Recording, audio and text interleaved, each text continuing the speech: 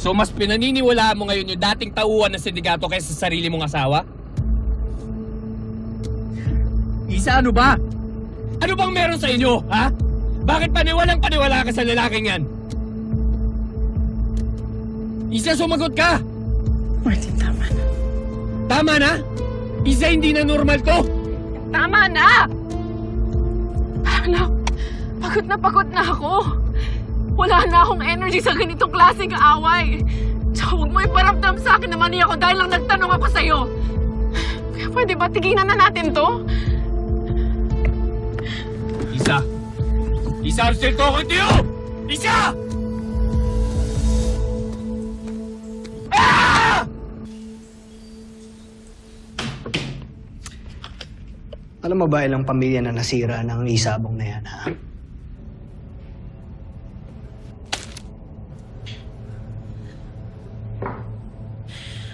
Taon-taon, libo-libong Pilipinong nababaon sa utang. Maraming buhay din ang nawawala. Ha? Kung magmamatigas ka, dagdag sentensya, wala namang problema yun. Kung kasama mo na lang yung papaaminin ko, tigas ka. Excuse me, Kali, bawal ka kasi dyan! Ano? Uy, Kali! Kali! Kali, sama yan! Lumabas ka! Pwede dito! Lumabas! Tawag mo ako! JJ, labas mo yan. Kahit sa ganito meron magkatig yung tatay ko! Labas mo to, hindi pwede to dito. Labas mo na to. Tama na, Kali! Ano lalabas? Ano? Hindi pwede to? Puprotektahan mo to, ha?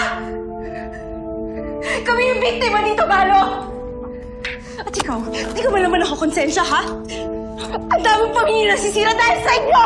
Kali, tama na! Tama na eh! Tama na sabi! Galo! Hindi ko yung gabi-gabi umiyak sa ospital. Alam mo ba, natatakot ako na magising araw-araw na kasi baka pagising ko, yung kahit sa isang pamilya na meron ako yung patay na. Puro kayo protection, puro kayo protocol, puro kayo procedure. Kami sino maprotekta sa amin?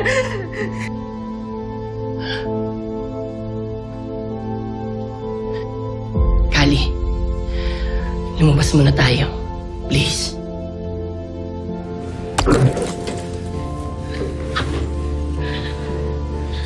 Sir,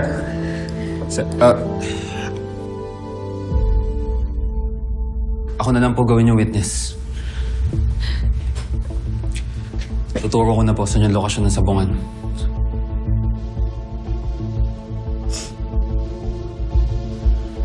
Tol, kaya mo na yan. Lalabas ko na si Kali.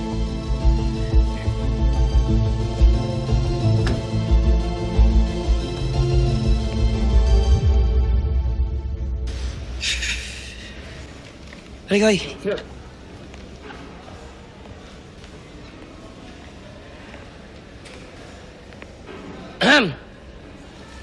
Tol? Oh, kain ka muna. Sandali. Sakit pala pag hiniga. Kain ka muna. Salamat. Pasensya na kayo rin sa comms, ha. Naputol.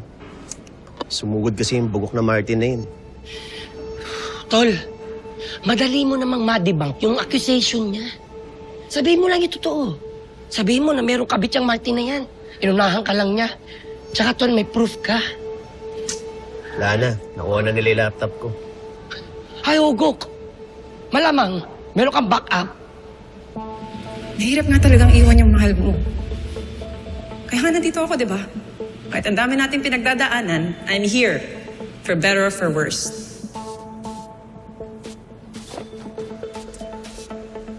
Tol, alam kong mahal na mahal ni Chip yung bugok na yun. Kapag nalaman niya ng bababa yung asawa niya, sigurado masasaktan siya. At ayoko mangyari yun. Ayoko maging dahilan para masaktan siya. Mahal mo na nga si Chip. Mas pipiliin mo makulong kaysa masaktan siya. Yung kabit, nakilala mo na ba? Pausap ko na rin. Nangako siya sa akin na aamin siya kay Chip. Silang dalawa ni Martin. Malabo na yun. Ngayon na nakakulong na ako. Tagilid na yun. Hindi, ganito na lang. sabihin mo sa akin kung sino yung kabit ng Martin na yan. Ako mismo pupwersa sa kanya para tuparin niya yung pangako niya. Tol, ano?